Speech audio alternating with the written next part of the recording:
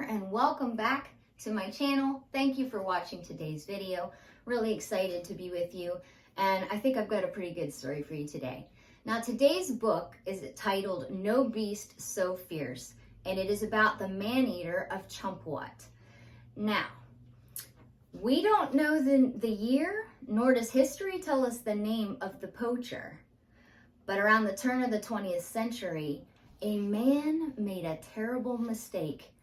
Now, I know all you men are in utter disbelief. Everybody's gasping with shock and horror. And then you're probably thinking, wait a minute, is this author a woman? No, this author is indeed a man. His name is Dane Huckelbridge.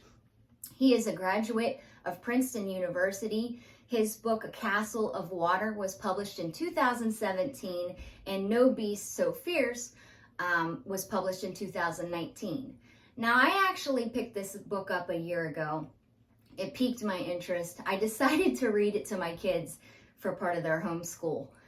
Yes, I like to scare my kids with stories. Other moms, they're like, we're memorizing the Constitution or knitting sweaters for all the animals in the animal shelter.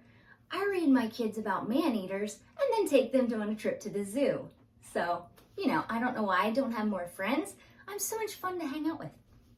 Okay, so a man made a mistake, and we can believe it because a man wrote about it. So, okay, what was this big mistake that he did? Well, he attempted to kill a Bengal tiger, but soon found out that his shot was poor, and he only found some blood and 2 broken teeth, and of course, a roar that seemed to rend the very fabric of the air. Now, he'd heard of other tigers before, maybe moaning in the distance or whatever, but this was different. It was the purest distillation of rage he had ever known. So, darkness was coming, and by pulling the trigger, he had created a monster. So, the first decade of the 20th century, a most prolific serial killer of human life prowled the hills of the Himalayas.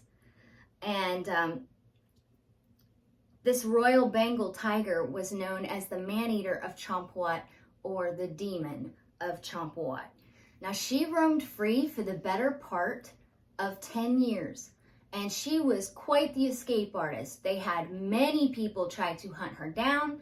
The Nepalese army was even called out, and she escaped. She actually jumped and swam a river and got to the other side, and she was gone. So she was quite the escape artist.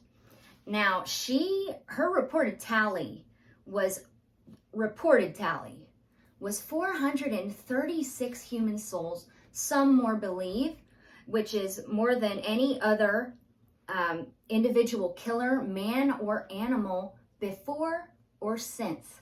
So she was quite the predator. Now, she was finally brought down in 1907 by the now legendary hunter Jim Corbett. You might say, hey, Daydreamer, I don't know who the heck Jim Corbett is. Well, if you've ever heard about the Ghost in the Darkness, the man-eating lions of Tsavo, the leopard of Pennar, these are just some of the man-eaters that he has taken down. Now, you might think that this guy really loved killing animals. He didn't. In fact, later in life, he devoted his latter years to tiger preservation. He had friends and things, and a lot of times he was called in as a last resort when nobody else could deal with these animals. He had nerves of steel, and I tell you, he came close to death many times in pursuit of these animals, but he really stepped up to the plate when it needed to be done. So he didn't really enjoy this. Now, let's give you a little bit of information about the kind of predator you're dealing with, okay? The Bengal tiger is one of the top predators in the world. Male Bengal tigers can weigh anywhere from 396 pounds clear up to 569. That's a lot of weight. The males can be as long as 10 feet from head to tail. The female's 9 feet. The females can weigh up to 220 pounds to 350 pounds, which we know that this particular tiger was a female.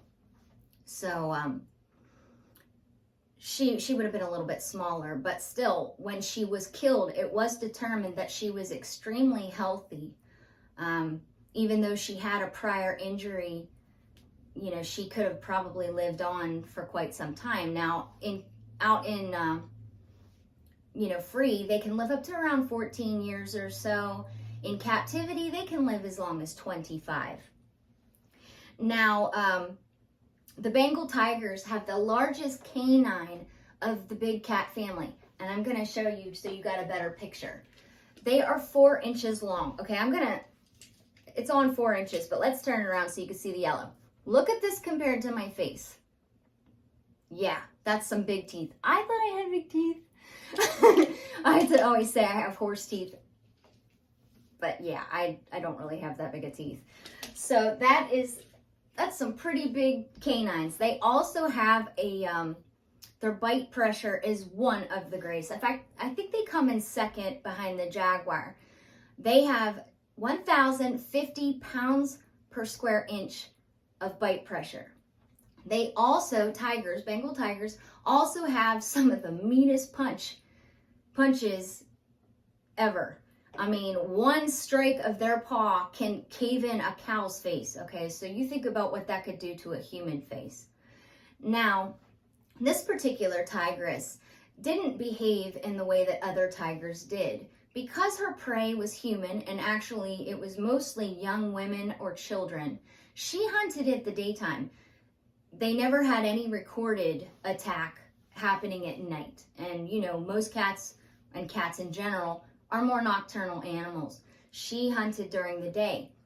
She also adopted more of a Siberian tiger-like practice in that she had a way larger territory.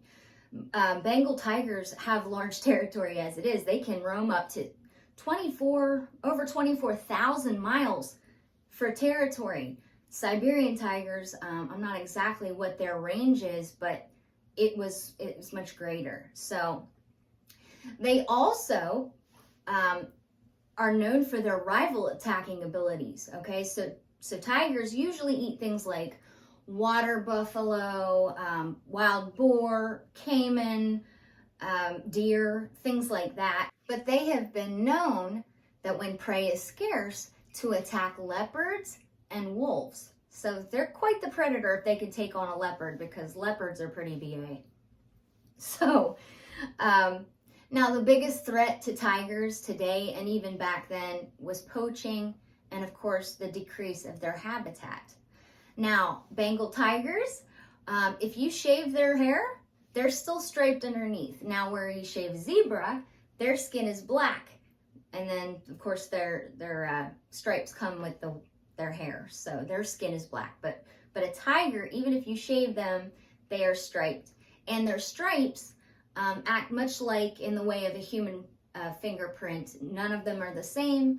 So it's a very firm means of identification for that species. Now, the tigers of Sundarban are known as the most deadly and ferocious tigers on the planet, and they still have hundreds of victims a year as far as people. So man-eating is not just something that happened in the past. It continues today. It's just here in the United States, you know, we don't normally hear of that kind of thing, but over in places like India, it still is a real problem.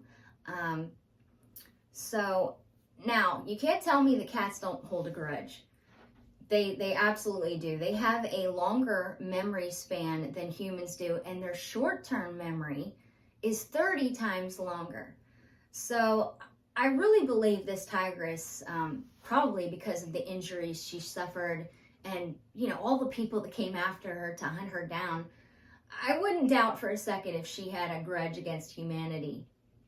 I'm sure she was driven to hunt out of natural instinct, out of hunger. A tiger can go in the wild, can go up to 2 weeks without food, and when they finally eat, can eat up to 75 pounds of meat in one sitting. So They're quite the animal. Now, in No Beast So Fierce, this book is a real in-depth look at not only the story of the Champawat tigress, but of India's history, of their culture. Tigers for a long time have been worshipped as a god. They were seen as a type of deity, and to shoot one or to hunt them, it's pretty much like committing a crime. Tigers have been protected for a very long time. They're seen as sacred in some places. Now in India, it's India's national animal. Bangladesh, it's theirs. It's even seen on the Bangladeshi money.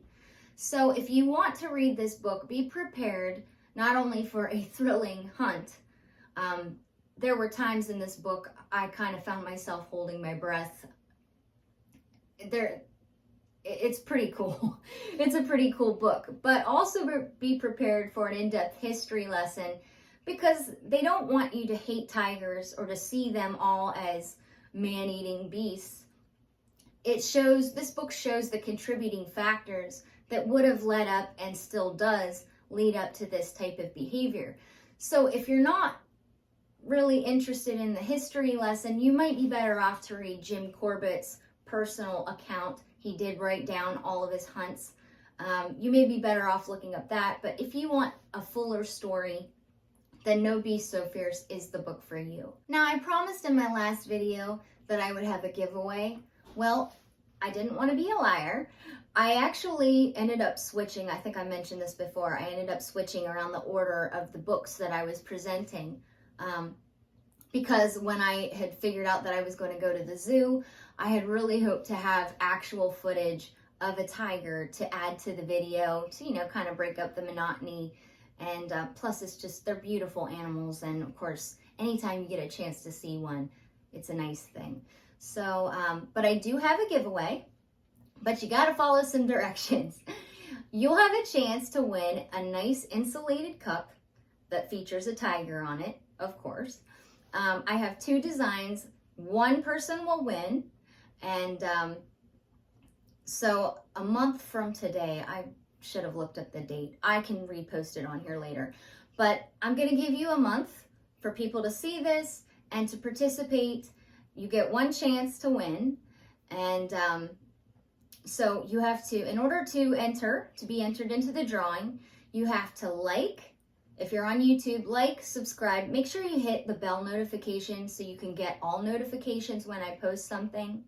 And I want you to, in the comment section, you have to type the words man-eater, and you will be entered for a chance to win that cup.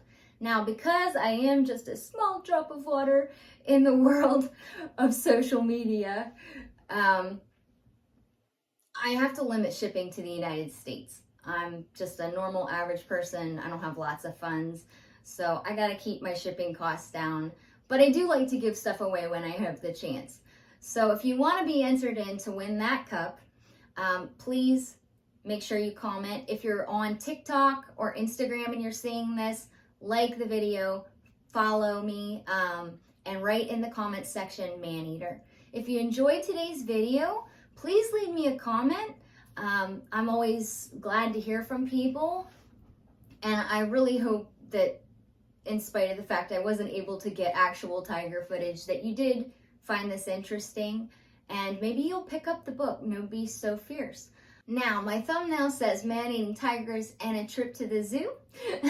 Well, we do have some zoo footage. We don't have any tigers in it, but to keep this video a little bit shorter, we're going to put that as a separate video. You can watch that if you'd like to. It's not very long, but if you want to see some other animals on there, then please watch part 2 of this video. Thank you so much for joining me. I appreciate every view. Hey, if you want to do me a favor, like, share my videos. I really appreciate it. And I hope to see you next time. Thank you so much.